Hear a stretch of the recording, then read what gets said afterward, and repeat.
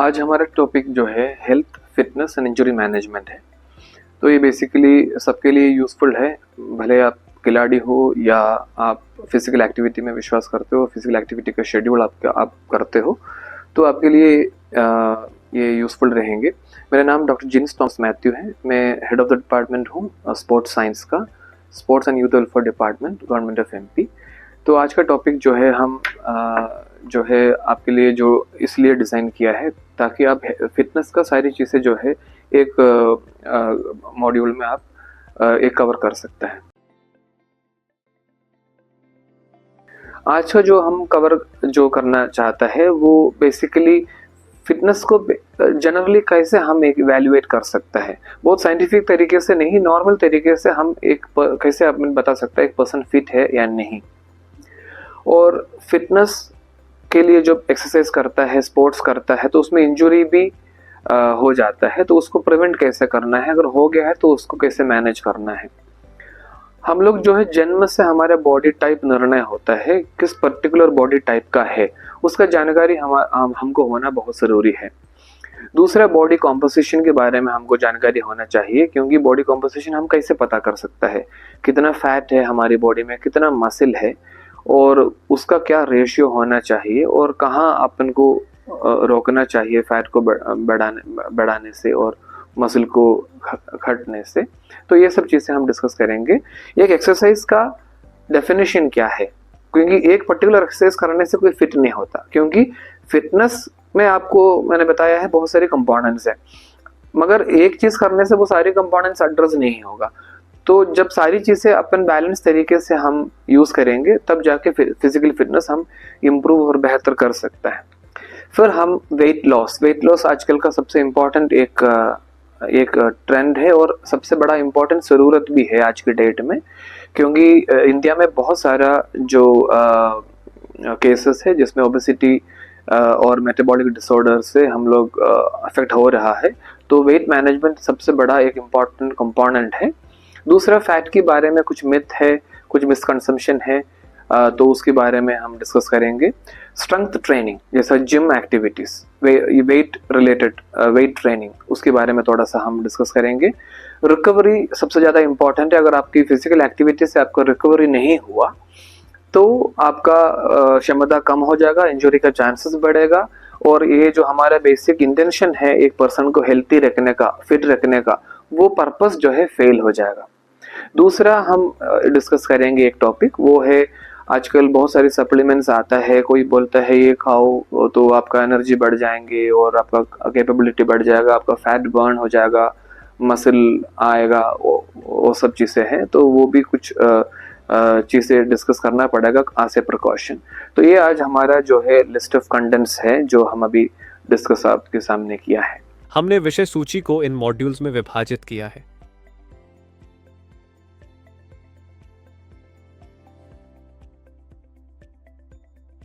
Module 1 शारीरिक fitness एवं उसके घटक, मॉड्यूल 2 प्रारंभिक फिटनेस माप, मॉड्यूल 3 चोट से बचाव, मॉड्यूल 4 शरीर के प्रकार, मॉड्यूल 5 वजन घटाने के सिद्धांत, मॉड्यूल 6 कम वसा के हानिकारक प्रभाव, मॉड्यूल 7 शक्ति प्रशिक्षण, स्ट्रेंथ ट्रेनिंग के सिद्धांत, मॉड्यूल 8 नींद और सर्केडियन रिदम, मॉड्यूल 9 पोषण, मॉड्यूल 10 हाल ही में किए गए एक भारतीय अध्ययन में, मॉड्यूल 11 पूर्वजों का आहार, मॉड्यूल 12 मिलेट्स और कार्ब्स, मॉड्यूल 13 पूरक सप्लीमेंट्स।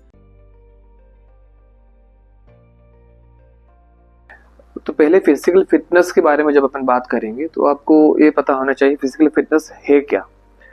आपका आज का डे टू डे एक्टिविटीज़ करने में आपको कोई फैटीग या टायर्डनेस नहीं होना चाहिए, और आपका सारा एक्टिविटी आप एंजॉय कर सकते हैं बिना थकावट का। ऊपर से अगर आप आज कुछ ऐसा चैलेंजेस, फिजिकल या मेंटल चैलेंजेस फेस करेंगे, उसको फेस करने का क्षमता आपके पास होना चाहिए, क्योंकि कोई भी अनफोर्सीन सिचुएशन आपके सामने आ जाएगा तो उसको भी फेस करने का क्षमता कुल मिला के अगर जिसके पास है वो फिजिकली फिट है करके हम बोल सकते हैं। मगर फिजिकल फिटनेस जो है एक कंपोनेंट नहीं है, उसमें बहुत सारे कंपोनेंट मिक्स जब होता है और सबका तालमेल होता है, सबका रेशियो सही होता है, तब जाके फिजिकल फिटनेस इस पर्सन को है करके हम बोल सकते हैं। वो क्या क्या है वो आपको समझना बहुत ज़रूरी है, ताकि एक बैलेंस्ड फिजिकल फिटनेस के बारे में आपको जानकारी हो। क्योंकि कोई आदमी दौड़ सकता है, ज़रूरी नहीं है वो फिट है। कोई आदमी जिम में वर्कआउट कर सकता है, ज़रूरी नहीं है वो फिट है। बहुत सारे कंपोनेंट्स है, वो सारे कंपोनेंट्स का बैलेंस अगर है तो वो फिट माना जाता है। उसमें से एक कंपोनेंट है बॉडी कॉम्पोजिशन। आपका बॉडी में कितना फैट होना चाहिए, कितना मसल होना चाहिए, कितना पानी होना चाहिए, आपका हाइट के हिसाब से आपका वेट सही है कि नहीं, ये सब चीज़ें जो है परफेक्ट होना चाहिए। दूसरा, आपको फ्लेक्सिबिलिटी होना चाहिए। आपका मसल में, आपका लिगामेंट में फ्लेक्सिबिलिटी होना चाहिए, मसल में स्ट्रेंथ होना चाहिए, पावर जनरेट करने का क्षमता होना चाहिए, और मसल में एंड्योरेंस होना चाहिए। एंड्योरेंस मतलब लंबा समय तक एक एक्टिविटी करने का क्षमता को हम एंड्योरेंस बोलता है। वो दो तरह का है, कार्डियोवास्कुलर एंड्योरेंस है, मसल एंड्योरेंस है। ये दोनों हम लोगों को चाहिए। बाकी जो परफॉर्मेंस रिलेटेड कंपोनेंट्स भी है फिटनेस में, अगर मैं सिर्फ दौड़ सकता हूँ तो मैं फिट नहीं हूँ। मेरे पास फिजिकल कैपेबिलिटीज और भी होना चाहिए, ताकि हम ओवरऑल फिटनेस है मेरे पास करके मेरे को बोलने के लिए। वो है एजिलिटी, वो है coordination, balance, power, reaction time, speed. ये सारी चीज़ें जो है ये बेसिकली मोर इम्पॉर्टेंट है एथलीट्स के लिए, मगर फिर भी ये सारी कंपोनेंट्स अगर हमारे पास है तो हम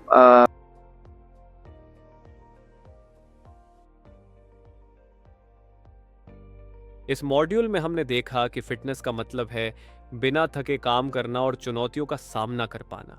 इसमें शरीर की बनावट, ताकत, लचीलापन और सहन शक्ति के साथ साथ स्पीड, बैलेंस और कोऑर्डिनेशन का संतुलन जरूरी है।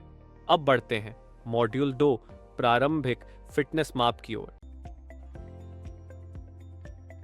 तो एक बेसिक फिटनेस का मेजरमेंट अपन कैसे करता है वो इम्पॉर्टेंट है। वो ज़रूरी नहीं है आपको एक बहुत हाई परफॉर्मेंस सेंटर में जाना पड़ेगा या एक हॉस्पिटल में जाना पड़ेगा ये पता करने के लिए आप फिट है कि नहीं। बेसिक चीज़ें जो है ऑलरेडी एस्टैब्लिश्ड है, वो क्राइटेरिया अगर अपन फुलफिल कर पाता है तो बेसिकली हम फिट कह सकते हैं। उसमें सबसे ज़्यादा इम्पॉर्टेंट एक फैक्टर है आपका resting heart rate. Resting heart rate का मतलब आप सुबह जब उठ के आप आराम से जब बैठा हुआ है तब आपका हार्ट रेट कितना है, वो एक बहुत इम्पॉर्टेंट फैक्टर है। कोई भी ये मेजर कर सकता है। आजकल स्मार्ट वॉचेस है, बहुत वेयरेबल्स है, वेयरेबल टेक्नोलॉजी बहुत आगे बढ़ गया है, तो कोई भी अपना जो है हार्ट रेट पता कर सकता है। रेस्टिंग हार्ट रेट क्या है वो पता करना इसलिए ज़रूरी है क्योंकि अगर एक फिट पर्सन है तो ज़्यादातर टाइम में उनका जो रेस्टिंग हार्ट रेट जो है कम रहेगा। फॉर एग्जाम्पल अपन जो नॉर्मली ये सीखता है heart rate 72 beats per minute होता है, मगर आप एक साइकिलिस्ट है, क्रॉस कंट्री साइकिलिस्ट का हार्ट रेट देखेंगे तो हो सकता है आपको 40 मिले, हो सकता है आपको 50 मिले, क्योंकि 50 बीट्स में उनका हार्ट में और उनकी बॉडी में इतना क्षमता है 50 बीट्स में वो जो है अपना सारा जो कार्डियोवास्कुलर नीड्स फुलफिल कर सकता है। तो अगर आपका रेस्टिंग हार्ट रेट ज़्यादा है, फॉर एग्जाम्पल 100 है, it is not good. Resting heart rate बहुत कम है, कभी फ्लक्चुएट हो रहा है, तो वो भी अच्छा नहीं है। तो कुल मिलाकर रेस्टिंग हार्ट रेट, नींद से उठने के बाद बैठ के आराम से आप जब हार्ट रेट चेक करेंगे वो लोअर है तो आप बेहतर है। बाकी कुछ फिटनेस का एस्टिमेट्स है वो हम अभी डिस्कस करेंगे आपसे। आपका एरोबिक फिटनेस का और आपका मसल स्ट्रेंथ का और आपका फ्लेक्सिबिलिटी का कैसे मेजर करना है वो हम थोड़ा बहुत आपको इंट्रोडक्शन देंगे। फॉर एग्जाम्पल एक 2.4 किलोमीटर रन है, उसको बोलते हैं 1.5 माइल रनिंग टेस्ट। तो अगर आप जो है आप 45 इयर्स का है और आप एक महिला है तो आपको 14 मिनट्स में ये रन पूरा करना है। अगर आप मेल है तो आपको 12 मिनट्स में ये फुलफिल करना है। तो ये एस्टैब्लिश्ड है, ऑलरेडी प्रूवन है। तो अगर 25 इयर्स का एक पर्सन को 1.5 माइल फिनिश करने में, अगर विमेन है तो 13 मिनट्स में फिनिश करना चाहिए और मेन है तो 11 मिनट्स में फिनिश करना चाहिए। एक बेसिक एक फिटनेस का एक मेजरमेंट हो गया रनिंग फिटनेस। ये एरोबिक फिटनेस है क्योंकि 2.4 किलोमीटर आप जो है रनिंग कर रहा है। तो इस वो टाइम मेजर अगर करता है तो आसानी से पता चल जाएगा एक पर्सन फिट है या नहीं। दूसरा पुशअप जो है ये हर कोई करता है, फिटनेस के लिए बेसिक बॉडी वेट से रिलेटेड एक्सरसाइज है ये। अगर आप 25 इयर्स का है और आप विमेन है तो आप 20 पुशअप्स आपको करना चाहिए। नहीं कर पा रहा है तो आप फिट का डेफिनेशन में, क्राइटेरिया में नहीं आएगा। अगर मेन है तो आपको 28 पुशअप्स करना चाहिए। इस तरह से स्लाइड में एज 35 में कितना करना चाहिए, 45 में कितना करना चाहिए, 55 में कितना करना चाहिए, 65 में कितना करना चाहिए, ये सारी चीजें जो है ऑलरेडी स्लाइड में डिपिक्टेड है। तो वो आप एक जनरल मेजरमेंट जैसा आप उसको मान सकता है। तो पहला हो गया आपका एंड्योरेंस, कार्डियोवास्कुलर एंड्योरेंस। दूसरा हो गया एक टेस्ट जो आपका स्ट्रेंथ को मेजर करेंगे आपका एज के हिसाब से। तो आपका हमेशा आपका जो कंपैरिजन है आपका एज वालों से होता है ताकि आपको परफेक्ट वैल्यू मिल जाए। दूसरा सिटअप टेस्ट है। सिटअप आप हर कोई करता है, जो भी फिटनेस में इन्वॉल्व है, जिम जाता है या जनरल फिटनेस करता है वो सिटअप्स करता है। तो एक 25 इयर्स का एक महिला को 39 सिटअप्स करना चाहिए और 25 इयर्स का एक मेल को 44 सिटअप्स करना चाहिए। अगर ये आप कर पाता है, आपकी एज से रिलेटेड वैल्यू, एज से रिलेटेड नंबर में आप पहुंच पा रहा है तो आप फिजिकली फिट माना जाएगा। दूसरा एक इम्पॉर्टेंट चीज है, वो मेडिकली भी इम्पॉर्टेंट है, आपका वेस्ट सरकमफ्रेंस। आपका waist should not be greater than your hips, ये बेसिक रूल है। अगर आपका वेस्ट हिप से बड़ा है तो आप भले ही आप ये सारी टेस्ट आप में पास हो गया है तो भी आप फेल हो जाएंगे, क्योंकि मैंने आपको पहले इस स्लाइड में बताया था फिटनेस का कंपोनेंट्स है। वो सारे कंपोनेंट्स अगर अपन एड्रेस करता है तो जो है हम हेल्थी या फिट माना जाएगा। फीमेल्स में अगर रिस्क बहुत ज्यादा है, अगर 89 सेंटीमीटर या 35 इंच है उनका जो वेस्ट, और मेल्स में अगर 40 इंच है या 102 सेंटीमीटर्स है तो भी वो रिस्की माना जाता है। सो बॉडी कॉम्पोजिशन एनालिसिस अगर अपन करते हैं तो एक आइडिया लग जाएगा आपका बॉडी में, आपका वेट में कितना फैट है, कितना मसल है।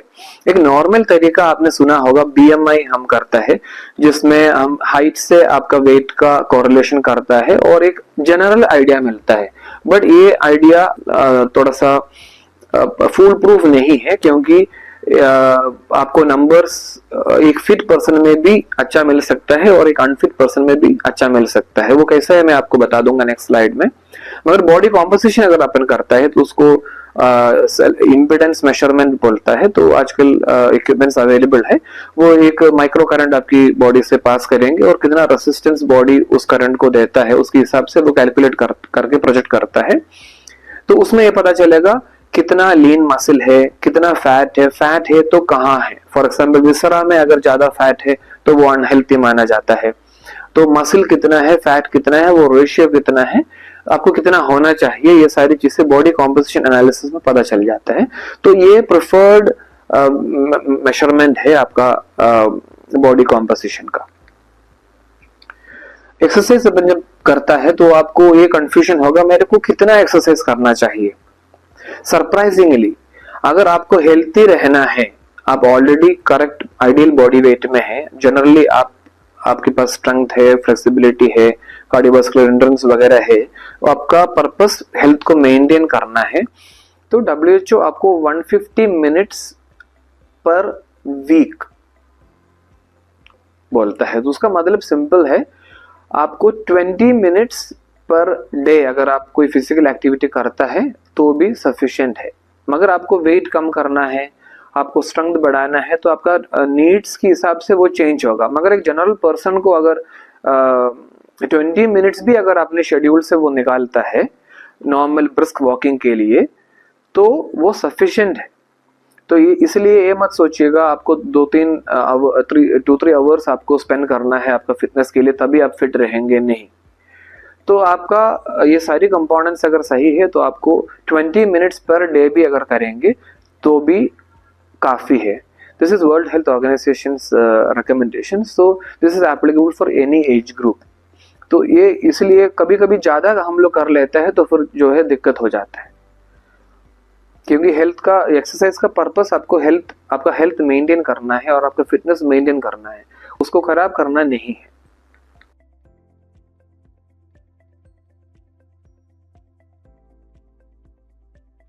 इस मॉड्यूल में जाना कि फिटनेस मापने के लिए रनिंग, पुशअप्स, हार्ट रेट और कमर की माप जैसे आसान तरीके काफी हैं।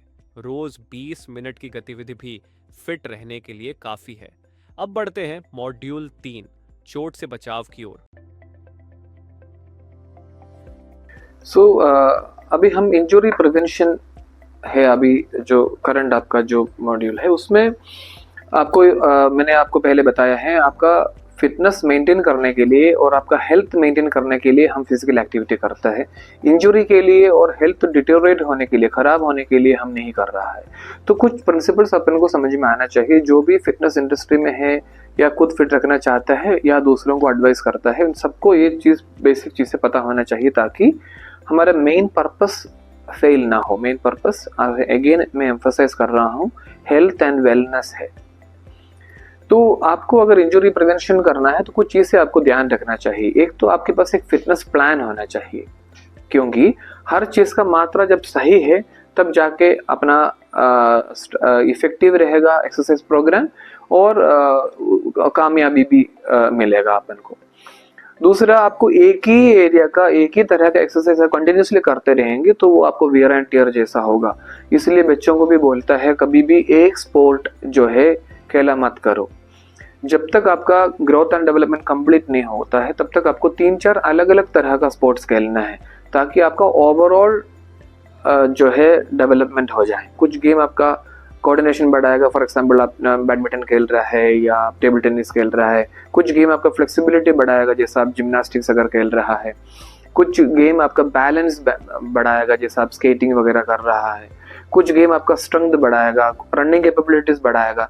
तो इस तरह से एक बैलेंस्ड स्पोर्ट्स एनवायरनमेंट में बच्चों को रखना चाहिए और उसके बाद वो खुद डिसाइड करेंगे मेरे को 1-2 स्पोर्ट्स जो करना है वो क्या करना है, मगर उसका ओवरऑल डेवलपमेंट अपन को रोकना नहीं है।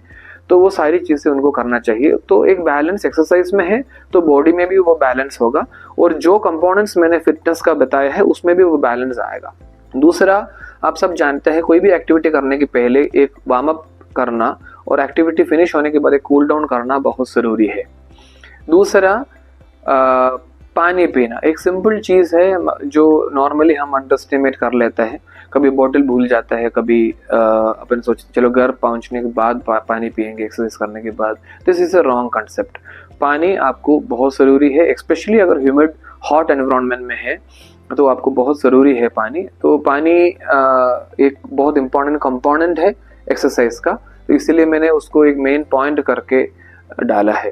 दूसरा, आपको स्ट्रेचिंग एक्सरसाइजेस करना चाहिए। वो आप कूल डाउन के समय में इनकॉर्पोरेट कर सकता है या आप वार्म अप के टाइम में इनकॉर्पोरेट कर सकते हैं। मगर अगर कोई भी चीज़ आप नहीं कर रहे हैं, सिर्फ वॉकिंग और स्ट्रेचिंग करता है, तो आपका मसल का कैपेबिलिटीज और आपका हेल्थ जो है मेंटेन रहेंगे। तो स्ट्रेचिंग उतना इंपॉर्टेंट है। दूसरा, अगर आपको इक्विपमेंट यूज़ करता है तो वो अच्छा स्टैंडर्ड का इक्विपमेंट को यूज़ करना चाहिए। वो आपका रैकेट हो, आपका बैट हो या आपका प्रोटेक्टिव गियर्स हो, तो वो सारी चीज़ें जो है राइट इक्विपमेंट होना चाहिए और राइट टेक्निक आपको कोच से सीखना चाहिए, क्योंकि राइट टेक्निक हमेशा इंजुरी कम करता है और एफिशिएंसी बढ़ा देता है। तो आपको हर चीज़ के लिए टाइम देना है, आपको स्ट्रेंथ के लिए भी टाइम देना है, आपको फ्लेक्सिबिलिटी के लिए भी टाइम देना है और कार्डियोवास्कुलर एंड्योरेंस के लिए भी टाइम देना है। अगर आप इंजर हो गया है या आपको कहीं पेन है तो आपको एक फिजियोथेरेपिस्ट या फिजिशियन के पास जाना चाहिए, उनसे मदद लेना चाहिए, क्योंकि एडवाइस किससे लेता है वो ज़्यादा इम्पॉर्टेंट है। एडवाइस देने के लिए सब तैयार रहता है दुनिया में, मगर एडवाइस किससे लेना है वो आपका डिस्क्रिशन है। आपका ब्रेन आपको यूज़ करके उस पर्टिकुलर व्यक्ति से एडवाइस लेना है जो उस पर्टिकुलर काम जानता है।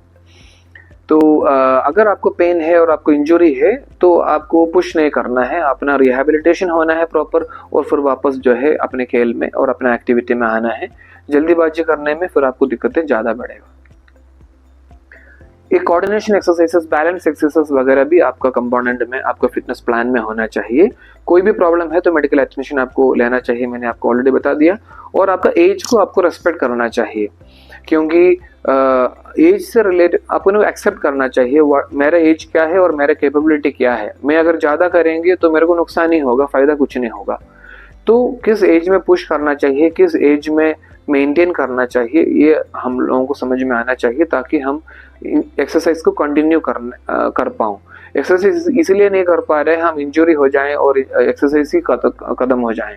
फिजिकल एक्टिविटी मेंटेन करना हमारा टैलेंट है, हमारा शेल्फ लाइफ, फिजिकल एक्टिविटी का शेल्फ लाइफ बढ़ाना हमारा प्लान है, उसको रोकना नहीं है। तो इसीलिए ये सब चीजें जो है ध्यान रखना और जरूरी है।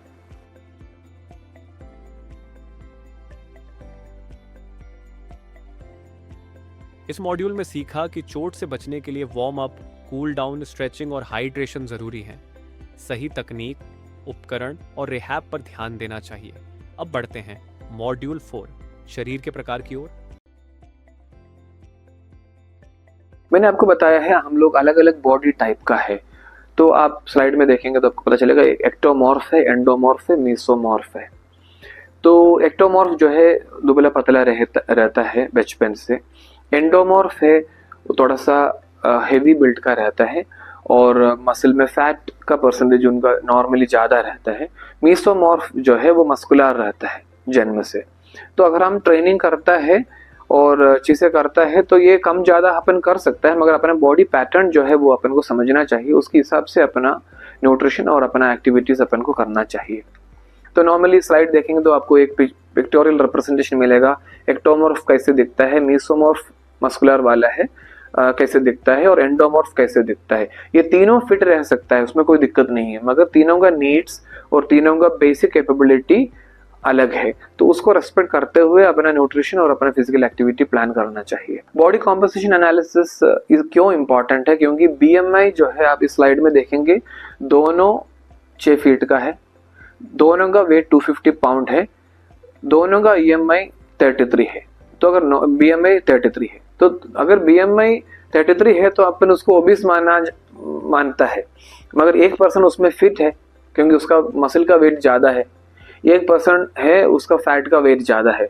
तो इसीलिए बॉडी मास इंडेक्स बीएमआई एक वैलिड मेजरमेंट नहीं है हेल्थ एंड फिटनेस की बारे में जब हम बात करेंगे। तो फिर क्या वैलिड मेजरमेंट क्या है, वो है बॉडी कॉम्पोजिशन एनालिसिस, जिसमें ये पता चल जाता है आपका मसल कितना है, आपका फैट कितना है, आपका पानी का कंटेंट कितना है, फैट अगर ज़्यादा है तो कहाँ ज़्यादा है, ये सारी चीज़ें जो है बॉडी कॉम्पोजिशन एनालिसिस में अपन को मिल जाएगा। अगर एक बैलेंस्ड एक्सरसाइज शेड्यूल के बारे में बात करेंगे तो वर्ल्ड हेल्थ ऑर्गेनाइजेशन का हेल्थ का डेफिनेशन में आपका ध्यान लेके आना चाहता हूँ।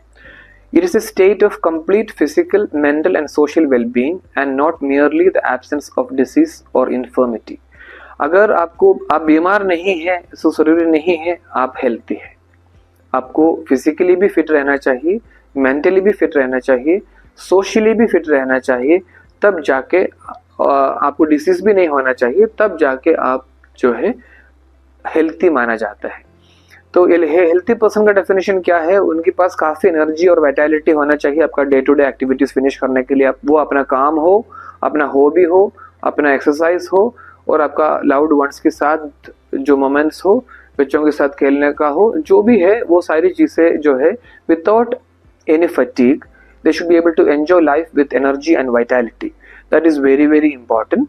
सारी चैलेंजेस फेस करना चाहिए, मेंटल हो या फिजिकल हो या कोई अनड्यू स्ट्रेस जो आता है और अनफॉर्सिन सिचुएशन की वजह से जो फिजिकल एक्टिविटी करना पड़ रहा है वो सब करने का क्षमता हो, ऑब्वियसली वो बीमार ना हो, तब जाके एक पर्सन को हेल्थी माना जाता है। इसीलिए फिजिकल एक्टिविटी इम्पॉर्टेंट है, इसीलिए स्पोर्ट्स इम्पॉर्टेंट है। क्यों? क्योंकि वो आपका social and mental as well as physical wellbeing को इम्प्रूव करता है। क्योंकि आप टीम स्पोर्ट्स खेलेंगे, आप अपने पार्टनर के साथ खेलेंगे तो वो भी एक सोशल एक्टिविटी है। आप जीतेंगे, आप हारेंगे तो आपका मेंटल जो है कैपेबिलिटीज का एड्रेस हो जाता है और फिजिकल कैपेबिलिटीज का भी एड्रेस हो जाता है। और सबसे ज़्यादा इम्पोर्टेंट मैं यंग जनरेशन के लिए बताना चाहता हूँ, यंग जनरेशन का सबसे बड़ा दिक्कत अगर कुछ है तो वो ये है, वो कभी हारा नहीं है। अगर जब तक आप स्पोर्ट्स नहीं खेलेंगे तब तक आप हारेंगे नहीं, क्योंकि आजकल एग्जाम में कोई फेल नहीं होगा, 10th में कोई फेल नहीं होता है, 12th में कोई फेल नहीं होता है, सबको मार्क्स मिल जाता है, सबको स्पून फीडिंग होता है और जिंदगी में हार क्या होता है वो उनको पता नहीं होता। जब तक स्पोर्ट्स नहीं खेलेंगे रियल लाइफ में, आज की सिचुएशन ऐसा है, जब तक स्पोर्ट्स नहीं खेलेंगे तब तक वो हारना सीखता नहीं है। हारने के बाद अपने आप को कैसे मैनेज करना है, कैसे how do you get up and come forward and face the next challenge is very very important. That is taught by sports. That is why we need to play and encourage our kids and our children to play sports, क्योंकि जीतना भी important है उससे ज़्यादा important है हारना। जीतने में आपको आपके सारे सब लोग आपके साथ है, हार आपको अकेला ही मैनेज करना होता है। तो वो एक मेंटल कंपोनेंट है स्पोर्ट्स का, तो वो मैं इसको और एम्फसाइज करना चाह रहा हूँ। एक बैलेंस्ड एक्सरसाइज शेड्यूल में क्या क्या होना चाहिए, अगर आप डिसाइड करता है, नॉर्मली जनवरी 1 को हम लोग डिसाइड करता है हमको फिट होना है करके, फिर एक हफ्ते में we forget that. But actually अगर अपन डिसाइड करता है तो क्या क्या चीज़ें होना चाहिए। कार्डियोवास्कुलर एक्सरसाइजेस होना चाहिए, running, jogging, cycling, swimming. Strengthening exercises होना चाहिए जो बॉडी वेट एक्सरसाइजेस या वेट ट्रेनिंग होना चाहिए।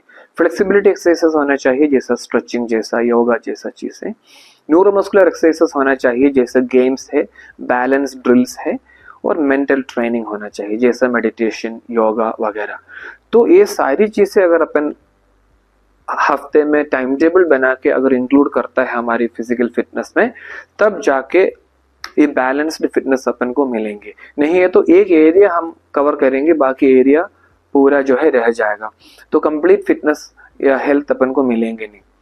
तो एक फिट करके एक वर्ड है, उसका डेफिनेशन ये है, frequency of exercise, I for intensity of exercise, T for type of exercise and T time spent on exercise, FITT।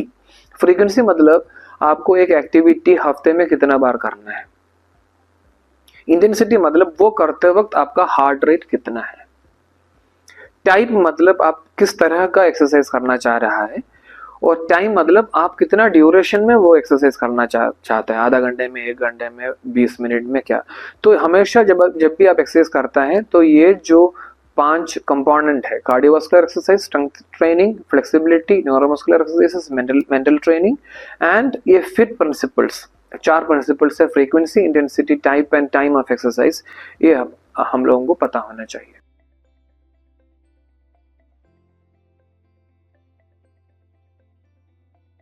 इस मॉड्यूल में जाना कि फिटनेस बॉडी टाइप पर निर्भर करती है और सही मूल्यांकन के लिए बॉडी कंपोजिशन जरूरी है।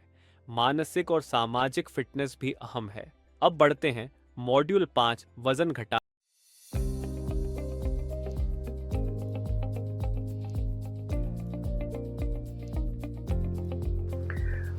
एक कंपोनेंट है वेट लॉस, क्योंकि बहुत सारी प्रोडक्ट्स मार्केट में आता है वेट लॉस के लिए, बहुत सारी मेथडोलॉजीज आता है वेट लॉस के लिए, बट सैड पार्ट ये है बहुत कम लोग सक्षम हो पाता है हमारा वेट जो है कम करने के लिए। तो ये इसीलिए है क्योंकि उसका जानकारी होना बहुत ज़रूरी है, बेसिक प्रिंसिपल्स अपन को पता होना चाहिए।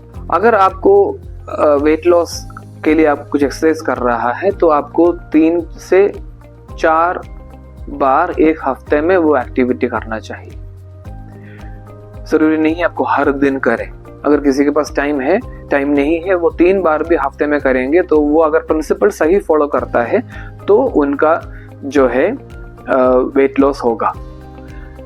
मैंने फ्रीक्वेंसी बोला आपको, इंटेंसिटी बोला आपको, इंटेंसिटी मतलब आपका हार्ट रेट। तो आपको क्या करना चाहिए, मैं फिट प्रिंसिपल के अनुसार आपको वेट लॉस करने के लिए क्या करना चाहिए वो मैं आपको बता रहा हूँ। आपका फ्रीक्वेंसी होना चाहिए 3 to 4 टाइम्स पर वीक, क्योंकि बॉडी को रिकवरी भी तो होना है। आप बॉडी को पुश कर रहा है तो मसल्स रिकवर होगा, ओके, सारी जो इलेक्ट्रोलाइट्स इम्बैलेंस हुआ है वो रिकवर होगा, मसल में छोटा माइक्रो ट्रॉमास होता है वो हील होगा, तो सोरनेस कम होगा। तो इस तरह से एक्सरसाइज प्लस रेस्ट का कॉम्बिनेशन सबसे ज़्यादा इफेक्टिवली काम करता है कंटिन्यूस एक्सरसाइज करने से। दूसरा इंटेंसिटी, आपका एक मैक्सिमम हार्ट रेट है, वो मैक्सिमम हार्ट रेट क्या है आपको पता होना चाहिए, वो है 220 माइनस आपका एज। आपका 220 से आपको उम्र माइनस करेंगे तो आपको एक नंबर मिलेगा, वो आपका मैक्सिमम हार्ट रेट है, उधर आपको टच नहीं करना चाहिए।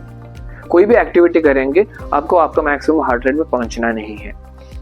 तो अगर वेट लॉस आपको आपका प्लान है, आपका एम है एक्सरसाइज का, एक्सरसाइज करके वेट कम करने का आपका प्लान है, तो आपको आपका मैक्सिमम हार्ट रेट का 60 to 75% में एक्सरसाइज करना चाहिए। वो आसानी से आपका स्मार्ट वॉच बताएंगे आपका किस पर्टिकुलर इंटेंसिटी में आप काम कर रहा है। तो intensity frequency 3 to 4 times a week, intensity 60 to 75% of maximum heart rate. Type क्या होना चाहिए, किस तरह का एक्सरसाइज करना चाहिए वेट लॉस के लिए? सबसे ज्यादा एविडेंस किस चीज को सपोर्ट करता है? वेट बियरिंग एक्सरसाइज, मतलब वॉकिंग और इजी जॉगिंग या साइकिलिंग। तो वेट बियरिंग एक्सरसाइज करेंगे तो आपका वेट लॉस होने का चांसेस और बढ़ता है। दूसरा, टाइम कितना ड्यूरेशन करना चाहिए? 60 मिनट्स टू 75 मिनट्स। तो जरूरी नहीं है अगर आपने डिसाइड करता है तो आज ही हम 60 मिनट्स का ब्रिस्क वॉकिंग कर सकता है, कोई बात नहीं। 20 minute, 30 minute, 40 minute, 50 minute, 60 minutes करके आपको प्रोग्रेस करना है और आपका टारगेट है 60 to 75 मिनट्स आप करेंगे, तब जाके आपका एफिशिएंसी बढ़ेगा। क्योंकि मैंने आपको बोला है हेल्थ को मेंटेन करने के लिए 20 मिनट चलेगा, मगर आपको वेट लॉस करना है तो मिनिमम है 60 मिनट्स। क्योंकि वो प्रिंसिपल अगर अपन को पता नहीं है, अपन हर दिन 60 मिनट्स वॉक करेंगे तो वेट कम नहीं होगा। क्योंकि 60 मिनट्स को बियर करने के लिए 60 मिनट्स का एनर्जी ऑलरेडी हमारे मसल में है। हम फैट में बिना टच करते हुए ये सारी एक्टिविटीज अपन कर सकता है। Fat touch energy calories consume होने के बाद फैट को यूज करना है एनर्जी के लिए, उस एक्टिविटी के लिए अपन को 60 मिनट्स टू 75 मिनट्स आपको एक्टिविटी करना चाहिए। This is for weight loss. ये न्यूट्रिएंट्स जो है आपको बैलेंस न्यूट्रिएंट्स होने चाहिए, कार्बोहाइड्रेट्स, प्रोटीन्स और फैट। तो मगर आज का डिस्कशन में हमारा फिजिकल फिटनेस में ज़्यादा एम्फसाइज करना है, तो उसमें ज़्यादा हम एक ओवरव्यू हम जरूर देंगे, बट उसमें ज़्यादा हम इन्वॉल्व नहीं करेंगे। सेफ क्या है? वॉकिंग सेफ है, बाकी सारी चीज़ें नेचुरल नहीं है। वॉकिंग सबसे ज़्यादा नेचुरल है। फॉर एग्जाम्पल रनिंग भी नेचुरल नहीं है। अगर कोई बोलता है मेरे को मैं 1 घंटा रनिंग करता हूँ, तो मेरे से पूछेंगे तो मैं उनको डिस्करेज करेंगे। मैं उनको बोलेंगे आप ब्रिस्क वॉकिंग करिए और 20 मिनट्स रनिंग करिए, बाकी टाइम आप साइकिलिंग कर लीजिए अगर आपका नीड्स अगर ज़्यादा है तो। क्योंकि running continuously is not a natural human behaviour, walking continuously is. दूसरा, एक फैट के बारे में डिस्कस जरूर करना चाहूँगा, क्योंकि लोग सोचता है फैट मतलब गलत है, फैट मतलब तेल मतलब कंप्लीटली गलत हो गया। जरूरी नहीं है, क्योंकि फैट का भी अपना इंपॉर्टेंस है। जरूरत से ज़्यादा अगर मेरा फैट परसेंटेज कम हो रहा है बॉडी में तो मेरे को नुकसान भी होता है।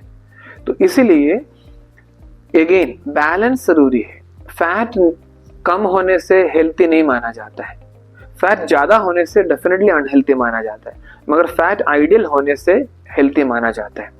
It is not a waste tissue, वो एक ऑर्गन है, इसका फंक्शन है।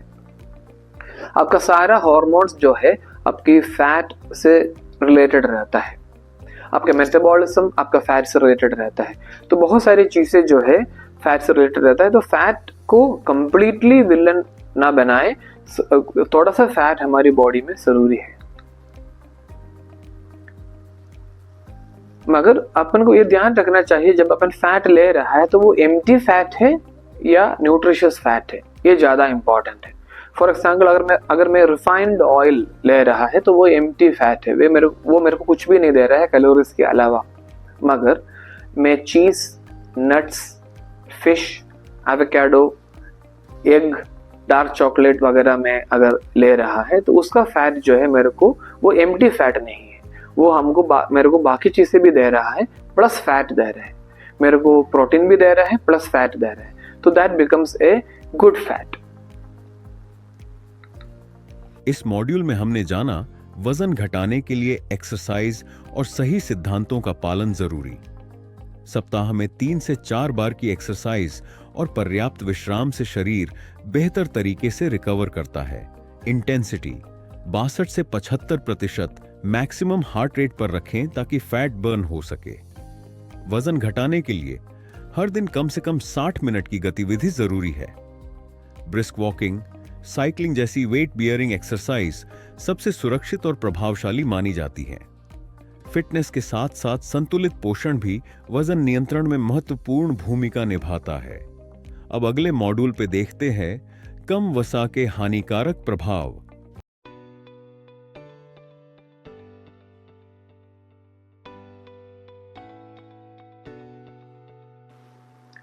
दूसरा स्ट्रेंथ ट्रेनिंग में अपन डिस्कस करेंगे। तो आपको ये ज़रूरी है आपका जॉइंट्स को प्रोटेक्ट करने के लिए और आपका कैपेबिलिटीज़ को मेंटेन करने के लिए, आपका लीन मसल मास को बढ़ाने के लिए। तो बेसिकली आपका बॉडी वेट को यूज़ करके जो एक्सरसाइज करता है वो ज़्यादा नेचुरल है और ज़्यादा बैलेंस्ड है और उसके आपको ज़्यादा फ़ायदा मिलेगा। जैसा पुशअप है, चिनअप है, सिटअप है, डिप्स है, ये सारी स्ट्रेंथ ट्रेनिंग अगर करता है तो ज़रूरत नहीं है तो आप हर दिन आपको जिम जाएंगे, 1 घंटा उधर वर्कआउट करेंगे तभी आप मसल बना सकते हैं। This is a wrong concept. क्योंकि इस तरह का जो एक्सरसाइजेस है फंक्शनल है, वो नेचुरल है और बहुत सारी मसल कंपोनेंट्स को एक साथ एक्टिवेट करता है। ये सब basically close kinematic chain exercises बोलता है, जो नेचुरल है और ओवरऑल अपने बॉडी के लिए बेहतर है। स्ट्रेंथ ट्रेनिंग इसलिए इम्पॉर्टेंट है, वो आपका पोस्चर को इम्प्रूव करता है, इंजुरी कम करता है, फिजिकल अपीयरेंस बढ़ाता है, ब्लड प्रेशर लो रखने में मदद करता है, कार्डियोवास्कुलर डिसीज कम होता है क्योंकि मसल मास बढ़ता है तो इम्यूनिटी अपन को मिल जाता है, बैलेंस, मोबिलिटी और स्टेबिलिटी आपका बढ़ता है, कोरोनरी आर्टरी डिसीज का चांसेस कम हो जाता है, आपका स्पोर्टिंग परफॉर्मेंस बढ़ता है और आपका स्ट्रेस और एंग्जाइटी कम होता है। वो भी इसलिए है क्योंकि अपन फिजिकल एक्टिविटी करेंगे तो ये जो एंडोजीनियस ओपिएट सब्सटेंसेस हैं, जो एंडोर्फिन है, डाइनोर्फिन है, इनके सैलिन वगैरह जो है वो रिलीज होता है, हमारे ब्रेन बॉडी में रिलीज करता है। वो हम लोगों को अच्छा रखने में और खुश रखने में, हमारा मूड स्विंग्स और स्ट्रेस मैनेज करने में हमको मदद करता है नेचुरली। सर्क्यूट ट्रेनिंग एक अच्छा तरीका है स्ट्रेंथ ट्रेनिंग के लिए और उसमें स्ट्रेचिंग वगैरह भी इंक्लूड होना चाहिए ताकि ओवरऑल आपका स्ट्रेंथ जो है बढ़ जाए। स्ट्रेंथ ट्रेनिंग से सिर्फ मसल को फायदा नहीं है, आपका टेंडन्स, आपका लिगामेंट्स, आपका बॉन्ड, क्योंकि मैं वेट बियरिंग एक्सरसाइजेस बोला, आपका बॉन्ड, ये सारी चीज़ें जो है, मसल का इलास्टिसिटी, इंजरी प्रिवेंशन, सब में स्ट्रेंथ ट्रेनिंग काम आता है। सिर्फ मसल के लिए नहीं, पूरे बॉडी को यूजफुल रहता है स्ट्रेंथ ट्रेनिंग। कितना करना चाहिए वो ज़्यादा इम्पॉर्टेंट है, क्योंकि स्ट्रेंथ ट्रेनिंग अगर हम लोग एडवाइस करता है तो बाकी फिजिकल एक्टिविटी है तो 3 टाइम्स ए वीक एडवाइस करता है, ज़्यादा नहीं करता है, क्योंकि हमारा आइडियोलॉजी जो है हेल्थ, वेलनेस एंड परफॉर्मेंस है, बॉडी बिल्डिंग नहीं है। डेफिनेटली मैंने और एक बार एम्फोसिस कर रहा हूँ, वार्म अप, कूल डाउन, ये सब चीज़ें ज़्यादा इंपॉर्टेंट है, स्ट्रेचिंग ज़्यादा इंपॉर्टेंट है आपका इंजरी प्रिवेंट करने के लिए, और कल आपका एक्सरसाइज, आपका रिकवरी अच्छा होने के लिए, और परसों आपका अच्छा स्ट्रेंथ ट्रेनिंग दोबारा होने के लिए ज़रूरी है। मान लो अगर आपको इंजरी हो गया है तो इंजरी का 72 आवर्स जो है बहुत इंपॉर्टेंट है, क्योंकि वो 72 आवर्स में अगर आप क्या करता है उससे निर्भर रहता है आपका इंजरी जो है और ख़राब होगा या रिकवर हो गया, वापस फिजिकल एक्टिविटी में आएंगे। तो एक एक्रोनिम मैं आपको इंट्रोड्यूस कर रहा हूँ, उसका नाम है प्राइसर। प्राइसर सिंपली प्रोटेक्शन है, रेस्ट है, आइस है, कंबर्शन है, एलिवेशन है, रेफरल है और रिहैबिलिटेशन है। फॉर एग्जाम्पल, अगर आपको कोई इंजरी हो गया तो उसको प्रोटेक्ट करो और उस जगह को रेस्ट दे दो, उसमें आप आइस लगा दो, उसमें आप कुछ कंबर्शन के लिए कुछ पट्टी बांध लो, आप उसको एलिवेट करके रखो ताकि सूजन ना आए, और डेफिनेटली आप रेफर हो जाओ अपने स्पोर्ट्स फिजियोथेरेपिस्ट के पास या एक फिजिशियन के पास ताकि आपको एक मेडिकल सपोर्ट मिल जाए। और वो हील हो गया है तो फिर आपको री-इवैल्यूएट होना है, आपको रिहैबिलिटेशन की ज़रूरत है, कुछ कमियां है बॉडी में उसको दूर करके फिर वापस स्पोर्ट्स में आता है तो चांसेस कम है आपको दोबारा इंजर होने का। तो हमेशा एक चीज़ ध्यान रखना है, मैंने आइस बोला है, हीट नहीं बोला है। 72 आवर्स मतलब 3 दिन तक कोई भी हीट उस पर्टिकुलर एरिया में नहीं जाना चाहिए कहाँ इंजरी हुआ है, क्योंकि हमारा मेन पर्पस क्या है, नुकसान फ़ायदा भले ही ना पहुंचवा पाए, कोई दिक्कत नहीं है, और कोई फ़ायदा पहुंचवा देगा मगर नुकसान नहीं पहुंचाना है किसी को भी। तो हीट अगर उस पर्टिकुलर एरिया में देता है तो ख़राब होगा, अगर आप उस एरिया को वेट बियरिंग करता है, रेस्ट नहीं देता है, मूवमेंट करते रहता है तो ख़राब होगा। इंजरी की बात, कोई अल्कोहल कंजप्शन होगा तो वो इंजरी ख़राब होगा। इंजरी कहाँ हुआ है उधर मालिश करवाता है तो वो इंजरी वाला एरिया ख़राब होगा। 72 आवर्स तक ये सारी चीज़ से मना है। तो ये 72 आवर्स में आपको क्या करना चाहिए मैंने आपको बता दिया। आपको प्रोटेक्ट करना चाहिए, आपको रेस्ट लेना चाहिए उस एरिया का, आपको उधर आइस कंप्रेशन देना चाहिए, आपको क्रैप बैंडेज या ऐसा कोई भी चीज़ से उसको कंप्रेस करना चाहिए, आपको उस एरिया को एलिवेट करके रखना चाहिए, आपको रेफर करना चाहिए और आपको रिहैबिलिटेट होना चाहिए। प्राइसर, ये आप हमेशा याद रखिएगा ताकि आप इसका सीक्वेंस और इसका इम्पोर्टेंस समझ लें। और क्या नहीं करना चाहिए वो सबसे ज़्यादा इम्पोर्टेंट है। हीट, वेट बेयरिंग, अल्कोहल, कोई भी मसाज मालिश कुछ भी उधर नहीं होना चाहिए। और 72 आवर्स आपको ध्यान रखना है इसका, उसके बाद बाकी चीज़ें चालू होगा। तो बेसिकली ये जो अब मैंने आपसे डिस्कस कर चुका हूँ प्राइसर वाला जो इन्फॉर्मेशन है। अगर आपको इंजरी वगैरह हुआ है तो आपको बहुत सारा मेडिसिन वगैरह एंटी इन्फ्लेमेटरी वगैरह नहीं खाना चाहिए, क्योंकि इन्फ्लेमेशन बॉडी का एक प्रोसेस है। तो एक रिसेंट स्टडी हुआ है 2019 में, वो ये बताया गया है प्रोटेक्शन करो, एलिवेशन करो, अवॉइड एंटी इन्फ्लेमेटरीज, कंवर्शन जरूर करो और एजुकेट करो। उस पर्सन को एजुकेट होना चाहिए उस पर्टिकुलर टिश्यू में क्या हुआ है और कितना टाइम लगेगा। लोड को ध्यान लेते हुए लोड दे दो, बहुत ज़्यादा लोड देगा तो दिक्कत होगा। और एक्सरसाइज, कुछ ना कुछ एक्सरसाइज उसको कंटिन्यू करना चाहिए ताकि उसका रिकवरी प्रॉपर हो। इस मॉड्यूल में हमने जाना कि स्ट्रेंथ ट्रेनिंग न केवल मसल्स बल्कि पूरे शरीर के लिए फायदेमंद होती है। स्ट्रेंथ ट्रेनिंग टेंडन, लिगामेंट और हड्डियों को भी मजबूती देती है। वार्म अप, कूल डाउन और स्ट्रेचिंग रिकवरी और परफॉर्मेंस में सहायक हैं। इंजरी के 92 घंटे में प्राइस आर नियम, protection, rest, ice compression, elevation, referral, rehabilitation अपनाना चाहिए। ओवरलोड या गलत तरीके से एक्सरसाइज करने से नुकसान हो सकता है। सुरक्षित रूप से रिकवर होना जरूरी है।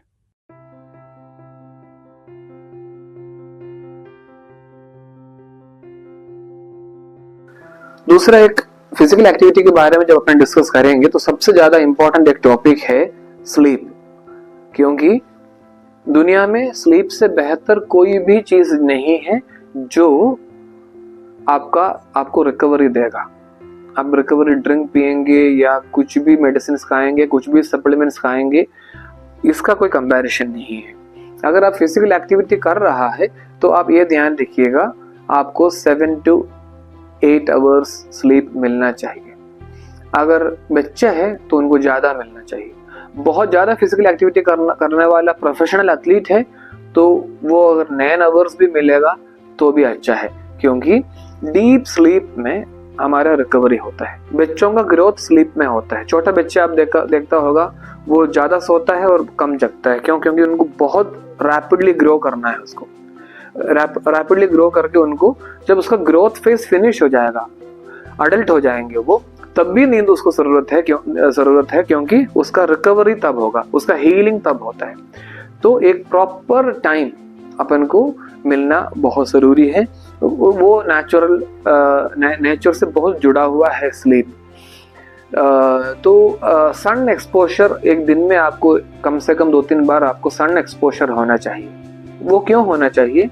क्योंकि आपका बॉडी में एक क्लॉक है, ब्रेन में एक क्लॉक है। वो क्लॉक को पता होना चाहिए अभी क्या टाइम चल रहा है। उसके हिसाब से वो सारी चीज़ें मैनेज करता है। इसको सर्काडियन रिदम बोलता है।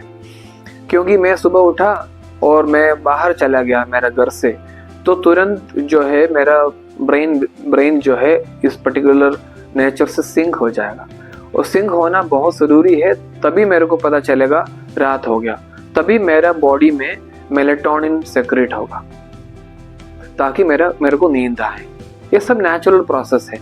जो भी एनिमल्स जो है, एनिमल से सीखने वाला एक चीज़ ये है। तो जब वो नींद से उठता है तो वो कोशिश करता है सनलाइट में चले जाए फटाफट। सन एक्सपोजर ज़रूरी है। प्रॉब्लम अभी ये आया है, रात को जब अपन मोबाइल चलाता है, रात को मोबाइल चलाने में या कंप्यूटर चलाने में या टैबलेट चलाने में, उसमें आपको जानकारी होगा, एक ब्लू लाइट आता है। तो ब्लू लाइट जो आता है, ब्रेन सेंस करता है वो दिन है, सबकॉन्शियस माइंड ये सेंस करता है ये दिन है, तो मेलेटोनिन सेक्रेशन कम करता है और सेरोटोनिन सेक्रेशन बढ़ा देता है। तो जब मेलेटोनिन कम होता है तो नींद कम होगा। भले आप लेटेंगे, नींद डीप स्लीप नहीं मिलेगा आपको। उसका एक बहुत इंपॉर्टेंट कारण मोबाइल फोन्स है। तो अपन को अब हम लोग एक रूल बना सकता है, जैसा 1 घंटा पहले मैं मोबाइल देखूंगा ही नहीं, या 2 घंटा पहले, नींद सोने की 2 घंटा पहले मैं मोबाइल देखेंगे नहीं। या कभी कभी लोग जो है रात को उठ के फिर उसी मोबाइल में टाइम देखता है, तो उसी मोबाइल में टाइम देखेंगे और ब्रेन को आप गलत फीडबैक दे रहे हैं, मतलब दिन है, तो फिर आपका मेलेटोनिन कम होगा। तो ये सब छोटे छोटे चीजें हैं, जरूरी नहीं है मैंने मोबाइल देख लिया है तो मेरा पूरा रात खराब हो जाएगा, मगर success is in the details. छोटा छोटा चीजों में है बड़ा बड़ा चेंजेस। तो डे में अगर आप सोना चाहता है तो वो नेचुरल नहीं है, मगर आप फॉर एग्जाम्पल प्रेग्नेंट लेडी है और आप बहुत फिजिकल एक्टिविटी आपका ज़्यादा है, तो आप थोड़ा बहुत दिन में सो सकता है। तो फिर सवाल है कि कितना सो सकता है। तो आइडियल टाइम है 45 मिनट्स आपको लेटना चाहिए। अगर नींद आ गया है तो अच्छी बात है, नहीं आया तो भी कोई दिक्कत नहीं है। 45 मिनट्स लेटना चाहिए, और 45 मिनट से ज़्यादा अगर आप लेटता है तो या आप सोता है तो आपका बॉडी के लिए कोई फ़ायदा नहीं मिलने वाला है। उल्टा आपका जो रात का नींद जो है वो ख़राब हो जाएगी। रात का नींद होता है, कितना भी दिन में सोएंगे वो आपको मिलेंगे नहीं, क्योंकि वो नेचुरल नहीं है। तो ये जो 7 to 8 आवर्स ऑफ स्लीप जो है बहुत इंपॉर्टेंट है। आपका ब्रेन उस समय डीफ्रैगमेंटेशन करता है, जैसा कंप्यूटर जो है डीफ्रैगमेंटेशन करना पड़ता है ताकि वो प्रॉपरली चले। डिस्क क्लीन अप करना चाहिए, कुकीज क्लीन करना चाहिए, ये सारा काम जो है हमारे ब्रेन करता है जब हम सोते हैं, तब ये कर पाता है, नहीं तो नहीं कर पाता। ग्रोथ हार्मोन रिलीज होता है, बच्चों के लिए वो ग्रोथ में मदद करता है, और हम लोगों के लिए भी ग्रोथ हार्मोन रिलीज होता है, वो हमारा जो है रिपेयर एंड रिकवरी में मदद करता है। ये प्रूव हुआ है। आपका जो मल्टीपल इंटेलिजेंस कैपेबिलिटीज है, कॉग्निटिव स्किल्स है, अगर आप सोता है प्रॉपर तो आपका बेहतर रहता है। दूसरा, आपका हार्ट रेट भी उस समय कम रहेगा, तो आपका जो है प्रॉपर बॉडी फंक्शन प्रॉपर करेंगे, क्योंकि वो भी एक रेस्ट पीरियड है। ये प्रूव है, अगर आपका 8 घंटे से कम नींद हुआ तो आपका 10% टेस्टोस्टेरोन कम होता है। तो आप उससे फिर कोरिलेट करो, अगर आप 5 घंटा सोता है तो क्या होगा। We are not super human people, we are human beings. So don't think that we are all superhumans and we can do say 4 hours sleep and I'm managing with 4 hours sleep since years. So that is why a lot of undue incidents are happening in young age, because we ourselves do not respect nature and we ourselves do not respect the rules of nature.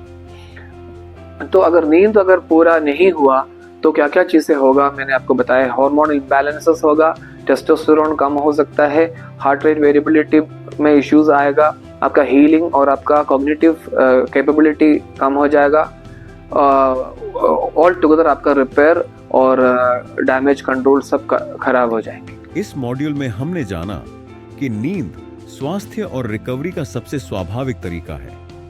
रोजाना 7 से 8 घंटे की नींद शरीर और दिमाग दोनों की मरम्मत के लिए जरूरी है।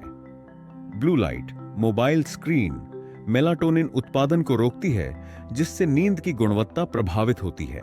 डीप स्लीप में ग्रोथ हार्मोन रिलीज होता है, जो रिकवरी में मदद करता है। नींद की कमी से हार्मोनल इंबैलेंस, टेस्टोस्टेरोन की कमी और कमजोर प्रतिरक्षा तंत्र हो सकता है।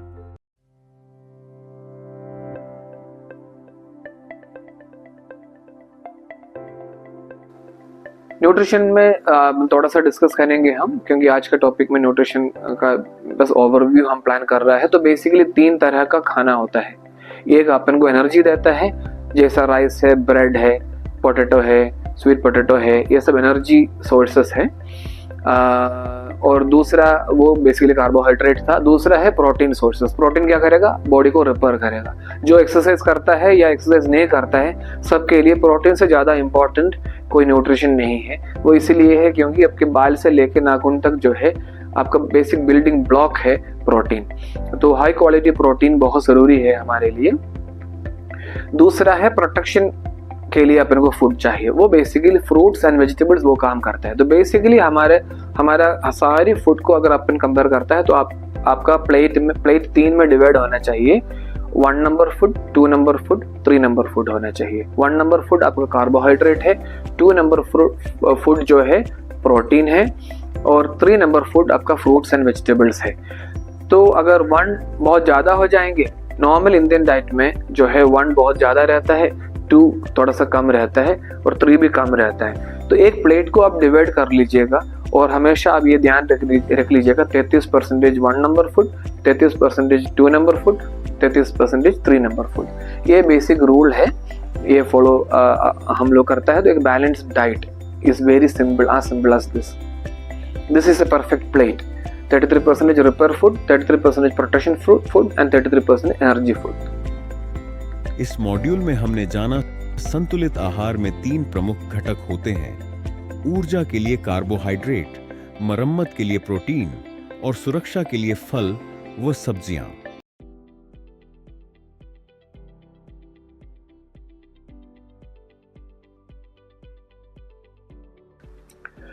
एक इंडियन स्टडी रिसेंटली हुआ है, जो इंडिया में हुआ है, तो उसमें उल्टा फ्रूट्स एंड वेजिटेबल्स को और एम्फसाइज दिया गया है, जो मैं भी बहुत ज़्यादा एडवाइस करता हूँ इस particular system. This is 50% fruits and green leafy vegetables, 25% complex carbohydrate and 25% protein. Complex carbohydrate का मतलब क्या है? कॉम्प्लेक्स कार्बोहाइड्रेट, ब्रेड एक कॉम्प्लेक्स कार्बोहाइड्रेट नहीं है। पॉलिश्ड वाइट ब्यूटीफुल राइस ये एक कॉम्प्लेक्स कार्बोहाइड्रेट नहीं है। बहुत सफ़ेद वाला जो व्हीट, गेहूँ, वो कॉम्प्लेक्स कार्बोहाइड्रेट नहीं है। कॉम्प्लेक्स कार्बोहाइड्रेट होने के लिए उस कार्बोहाइड्रेट में फाइबर होना चाहिए, मिनरल्स होना चाहिए, फाइबर होना चाहिए और प्लस कार्बोहाइड्रेट होना चाहिए, तब जाके वो एक कॉम्प्लेक्स कार्बोहाइड्रेट बनेगा। वो बेसिकली नेचुरल चीज से, जो भी नेचुरल कार्बोहाइड्रेट जो अपन खाता है वो कॉम्प्लेक्स कार्ब्स में आता है। उसके बारे में मैं अभी और डिस्कस करूंगा। प्रोटीन जो अपना कल्चरली अलो होता है, जो प्रोटीन है वो अपन को 25% अपनी प्लेट में रखना है, 25% कार्बोहाइड्रेट रखना है और 50% फ्रूट्स एंड वेजिटेबल्स रखना है। This is the best diet to prevent and manage metabolic disorders including diabetes. बहुत सारे मेटाबॉलिक डिसऑर्डर्स है, डायबिटीज है, हाइपरटेंशन है, हार्मोनल इश्यूज है। ये सारी चीज़ें जो है बेसिकली फिजिकल इनएक्टिविटी और बैड डाइट से मिलता है, बेसिकली ये एक्वायर्ड होता है। तो ये एक पर्टिकुलर बेसिक डाइट अगर अपन फॉलो करता है तो कुछ इम्यूनिटी अपन को ये सब चीज़ों से मिलेगा। कुल मिला के हम लोगों को जो खाना चाहिए जो हमारे एंसेस्टर्स खाया है। इस मॉड्यूल में हमने एक भारतीय अध्ययन के जरिए जाना कि पौष्टिक आहार से मेटाबॉलिक बीमारियां में रोकी जा सकती हैं। जटिल कार्बोहाइड्रेट में फाइबर होना जरूरी है। कॉम्प्लेक्स कार्ब्स, शाश गेहूं की भूसी, साबुत दालें, बाजरा आदि। अच्छी डाइट और एक्सरसाइज मिलकर बेहतर सेहत देते हैं।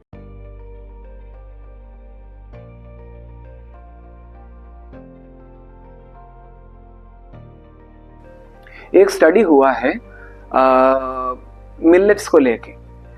तो नॉर्मली जो खाना को हटा के मिलेट्स दिया गया था बच्चों को, उसमें उस स्टडी में ये पाया गया है 28% उस बच्चे का हाइट बढ़ गया है, 26% उसका वेट बढ़ गया है और 39% उसका जो मसल गर्थ वगैरह और चेस्ट मेजरमेंट वगैरह बढ़ा है। ये एक फेमस स्टडी है।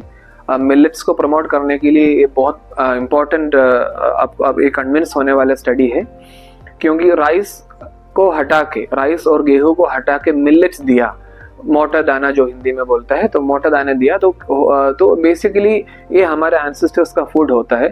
तो ये एंसेस्टर्स का फूड होने की वजह से हमारे बॉडी में इसको हजम करने का क्षमता और उसका मैक्सिमम न्यूट्रिटिव वैल्यू अब्सॉर्ब करने का क्षमता ऑब्वियसली ज़्यादा है। ये हमारे कल्चर और हमारा एंसेस्टर्स से रिलेटेड है। तो बेसिकली हमारा एंसेस्टर्स हमारी कल्चर और हमारी ज्योग्राफी के हिसाब से जो एंसेस्टर्स खाते थे वो बेसिकली अपन को खाना चाहिए। उसमें डेफिनेटली जो है मिलेट्स का बहुत बड़ा रोल था।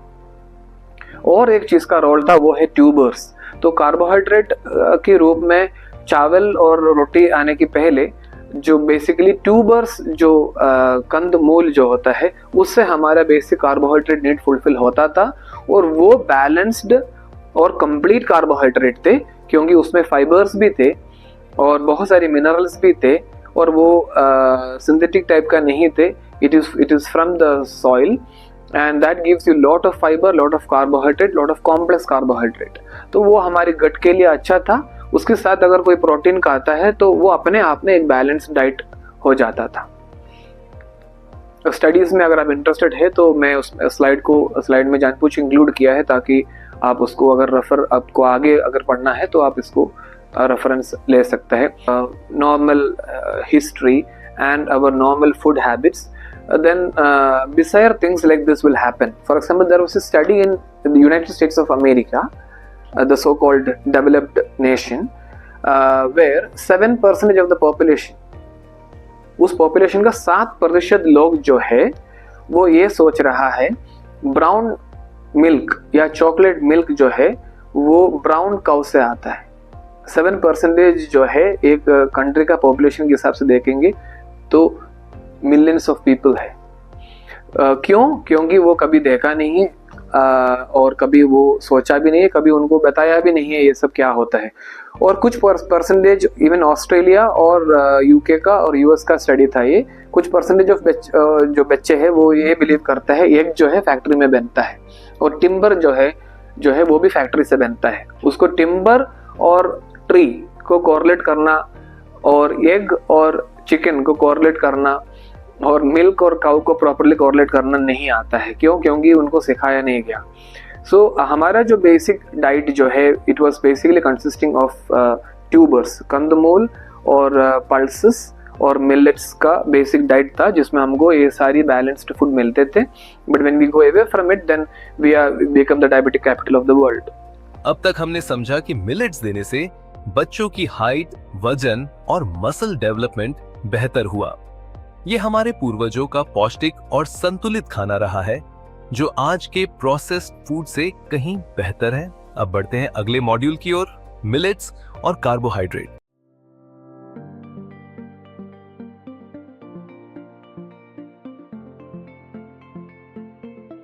मिलेट्स क्या क्या है आजकल के बच्चों को जानकारी नहीं है और हम लोगों को भी नहीं होगा. पर्ल मिलेट है जिसको बाजरा बोलता है, फिंगर मिलेट है रागी बोलता है, लिटिल मिलेट है कुटकी बोलता है. अलग अलग एरिया में ये लोकल होने की वजह से अलग अलग नाम है. तो वो अपने आप में एक एविडेंस है ये हमारा प्रिमिटिव फूड था, हमारा एंसेस्टर्स का फूड था.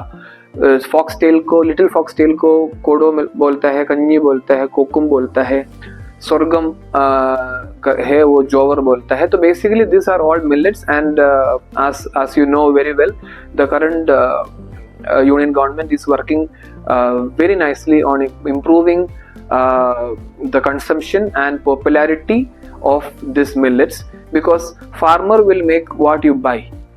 So if you buy bad things they will make bad things, if you buy good things they will make good things.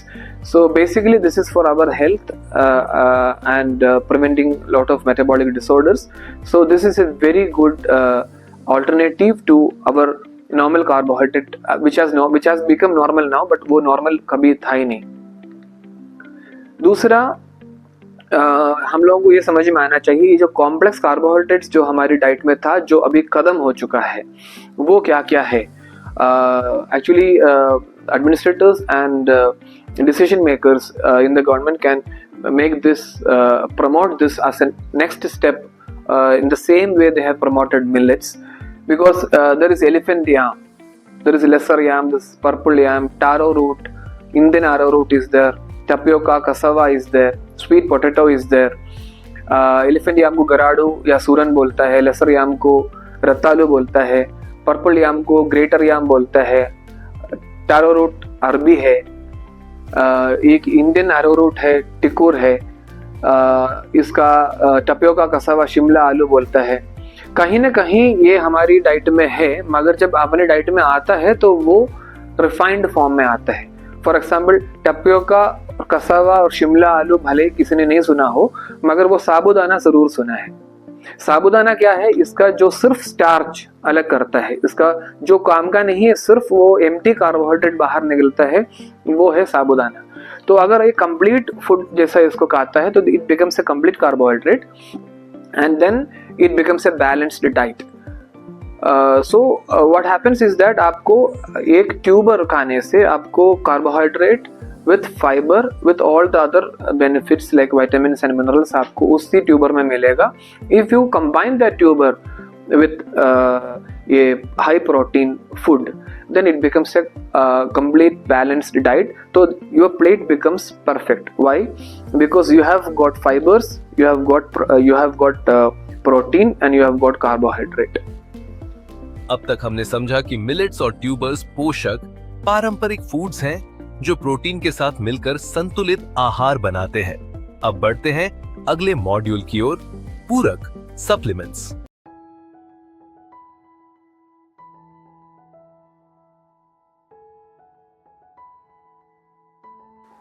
Supplements आजकल बहुत बात होता है सप्लीमेंट्स का. ये खाओ तो एनर्जी बढ़ेगा और ये खाओ तो अपने आप फैट कम हो जाएगा. दूसरा बहुत बड़ा सा एक मिसकंसेप्शन है हम लोगों को, वो है कहीं भी अगर हेर्बल दिखाई देता है तो हम सोचता है वो खरीद लो, उसमें कोई साइड इफेक्ट नहीं है. मगर ये इतना फूलिश सोच है, आपको थोड़ा सा सोचना चाहिए, क्योंकि हेर्बल हो या ना हो उससे कोई फर्क नहीं पड़ता. उसमें क्या कंपोनेंट है, उस पर्टिकुलर लीफ में क्या कंपोनेंट है, क्या केमिकल है, वो ज़्यादा इम्पोर्टेंट है. क्योंकि marijuana का जो पत्ता है और टोबैको का पत्ता है वो भी एक पत्ता है, मगर वो हम एडवोकेट नहीं कर सकता है क्योंकि उसमें कैंसरस कॉजिंग केमिकल्स है. तो ज़रूरी नहीं है. तो फिर BD becomes a healthy option अगर if we think that herbal is all fine. No,